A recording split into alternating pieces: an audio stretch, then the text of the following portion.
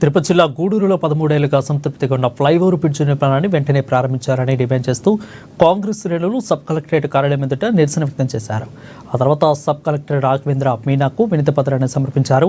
ఇక 2009లో అప్పటి కాంగ్రెస్ ప్రభుత్వం వైఎస్ఆర్ హయాంలో ప్రారంభించిన బ్రిడ్జి నిర్మాణ పనులు నేటికి పూర్తిగా చేయకపోవడం దారుణమని రాష్ట్ర ప్రధాన కార్యదర్శి పంట శ్రీనివాసరెడ్డి అన్నారు. ఇక నిత్యం 1, 2వ పట్టణాల నుండి వేలాది మంది ప్రజలు రాకపోకలకు అవస్థలు పడుతున్నారని ఆరోపించారు.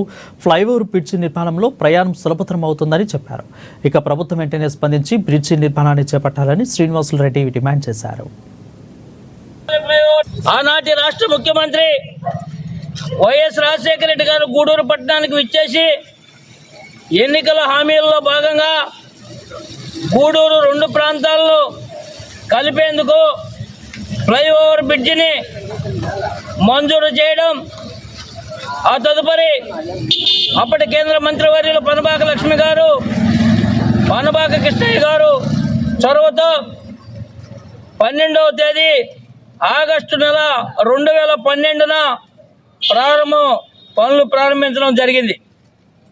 కానీ ఈ ఆగస్టు 12వ తారీఖుకి 13 సంవత్సరాలు పూర్తవుతున్నప్పటికీ కాంగ్రెస్ పార్టీ వదిలిపెట్టినటువంటి 10% పనులను ఇప్పటి వరకు ప్రారంభం చేయకుండా, పనులు పూర్తి చేయకుండా 2 సార్లు ప్రభుత్వాలు మారినప్పటికీ 3వసారి కూడా అధికారంలోకి వచ్చారు తెలుగుదేశం పార్టీ వాళ్ళు. కానీ ఇవాళకి ఆ యొక్క ఫ్లైఓవర్ బ్రిడ్జిని పూర్తి చేయకుండా పనులు